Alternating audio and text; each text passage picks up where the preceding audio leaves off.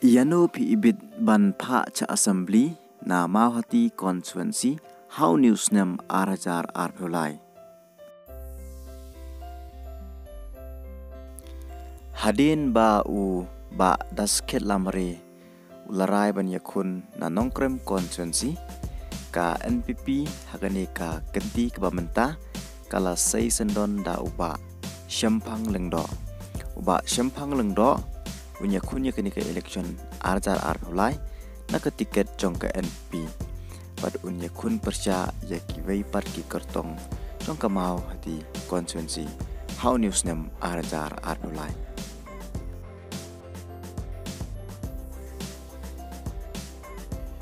Ka PDF ka balong ka seng ka bayadon mentah kini ke sorkar MDA kala sei da uba Roswell Chadap unya kunya kini ke election arpulai na Mauhati constituency na ke tiket jong ka PDF bat uba Roswell unya kun persya ya kibai pat ki kertong jong ka Mauhati.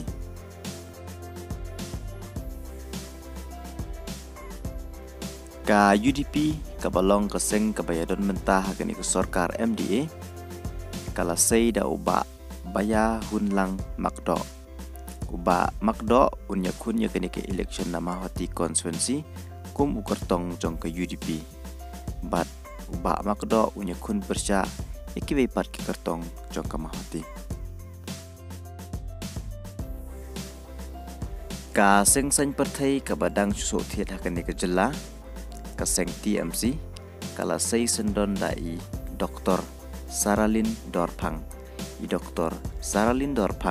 in yakunya kini ke election na Mauhati constituency kum ke kertong jong ke TMC bat in yakun persya ya kibai pat ki kandidat jong ke Mauhati constituency.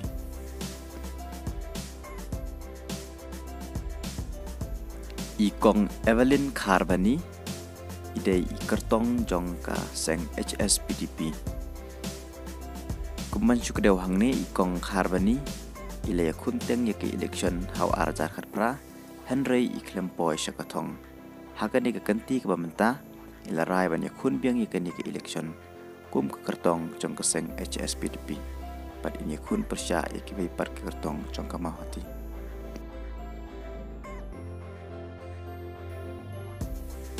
Uba Charles Marngar dari UMDC bamenta jong ka Mauhati constituency. House nem arjar khatpra uba Charles ulai kunya ke election MLA Henry uklempoy syakathong pat how arjar khat khandai ulai kunya ke election MDC bat ulai job don buram. Hakan ni ke kenti ke bamenta uba Charles ularai ban yakun biang yakini ke election MLA na Mauhati constituency kum ukertong jong ka seng kongres bat uba Charles unya kun persya yakibai par ki kertong jong ka Mauhati constituency.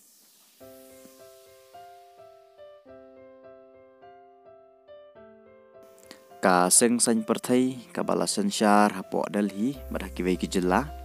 padhakan ni ka jela kan penyakun habaro repotali ki constituency padha Mauhati constituency ka BJP kan penyakun tau Dr. Everest Mersing punya kunya kini ke election na ka tiket jong ka BJP persya yakibai pat ki kertong jong ka Mauhati constituency.